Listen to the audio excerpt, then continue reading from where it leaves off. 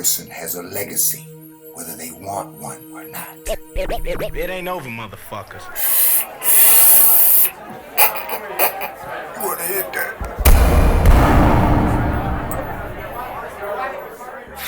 The white doll is nice, it's pretty, and the black doll is bad and ugly. That's brainwashing. You know, that comes from that, what was that man's name? That Lynch man. Anybody know who Willie Lynch was? Anybody? Raise your hand. No one? He was a vicious slave owner in the West Indies.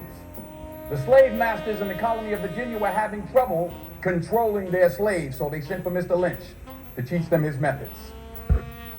The word lynching came from his last name.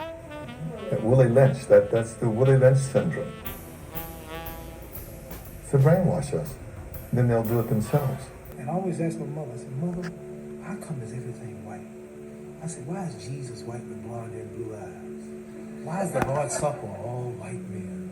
Angels are white, poop, and Mary. And so I said, Mother, when we die, do we go to heaven? She said, naturally we go to heaven. I said, well, what happened to all the black angels they took the pictures?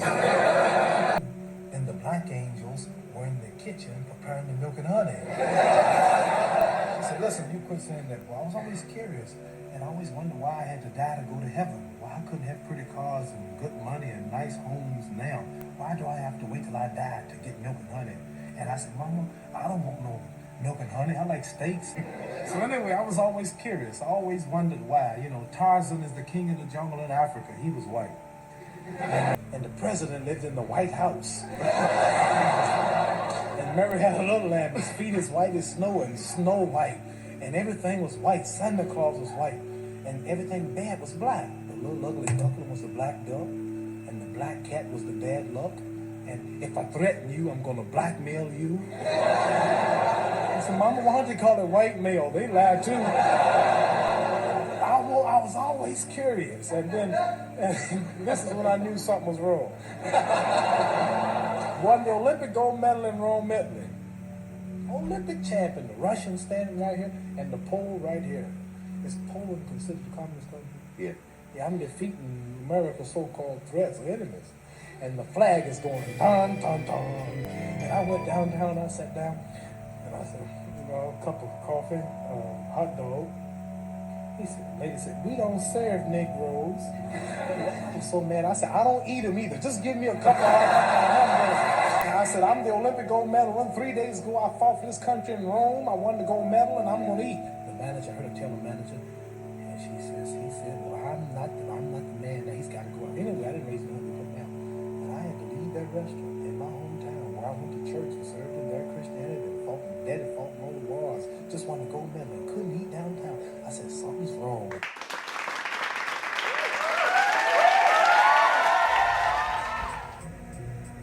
I love my country, right or wrong. This is my country, born and raised here. I love my country, the good old United States of America. The land of the brave and the free. But you know, there is something wrong with both of those words, brave and free. Most of my people are not brave enough to say anything. You've already killed them. You know who they were. So now who's going to say or do something about our current situation? We are certainly not free.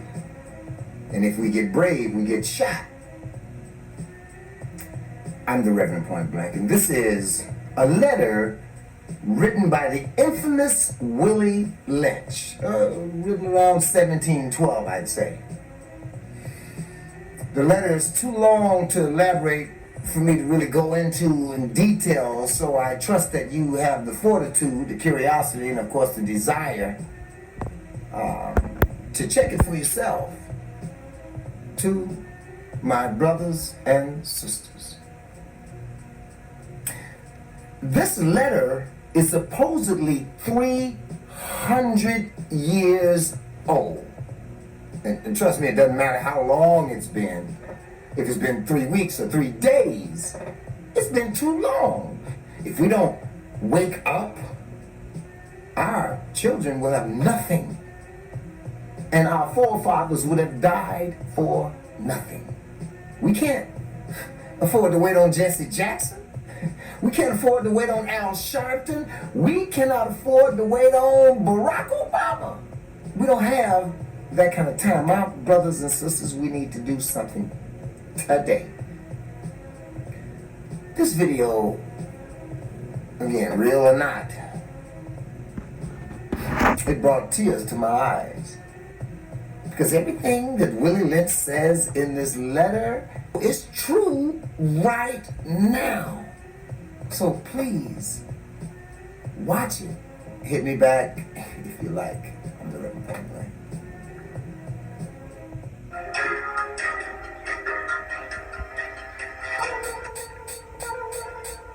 This speech was delivered by Willie Lynch on the banks of the James River in the colony of Virginia in 1712.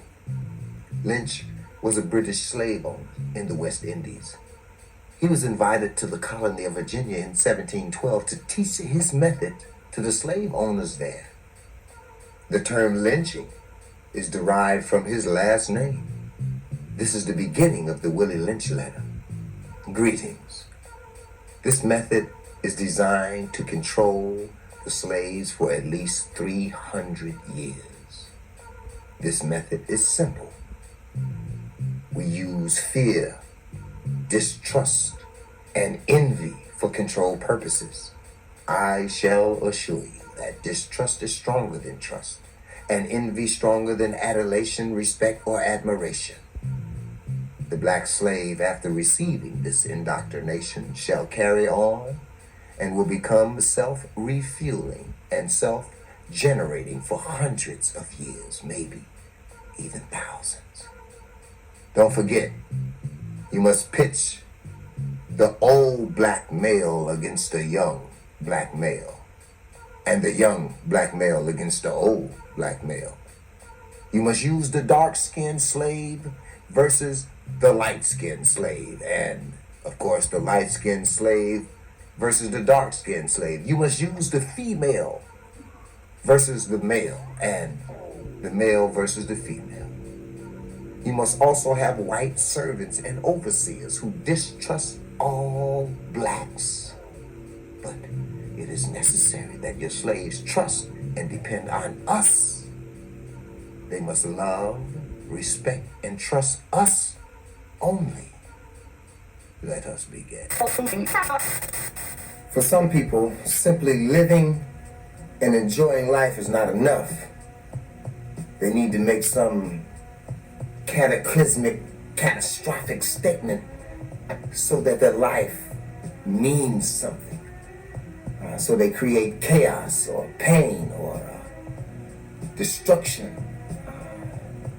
In this instance, all of the innocent people suffer, particularly people of color. People of color have been raped, massacred, pillaged, and preyed upon for all of our resources, our minerals. It is said that in Tasmania, the Aborigine people are said to have died off.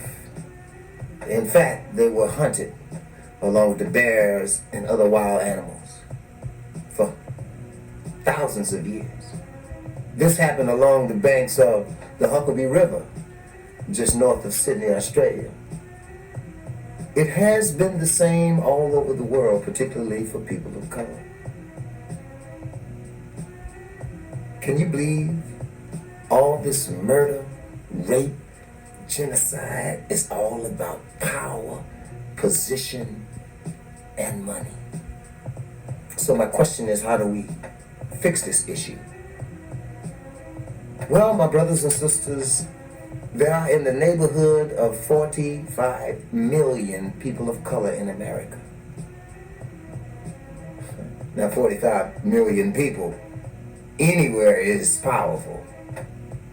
I'm not talking about protesting. I'm not talking about rallying, as with the Trayvon Martin or the Michael Brown, and when something happens. I'm not talking about that. Because they're prepared for that. It's easy for them to put us in jail, shoot at us. I'm talking about financially, politically. We need to unite, if nothing more than to control the money we spend. Every other nation does this. The Arabs, the Mexicans, the Jews. To control how we spend our money together is a game changer. Doesn't matter what color you are, it's green at that point. The funny thing is, those taskmasters have some respect for that. 45 million people united financially is a powerful game changer. Poverty, homelessness, hunger, it all goes away. Think about it. I'm the Reverend Point Blank.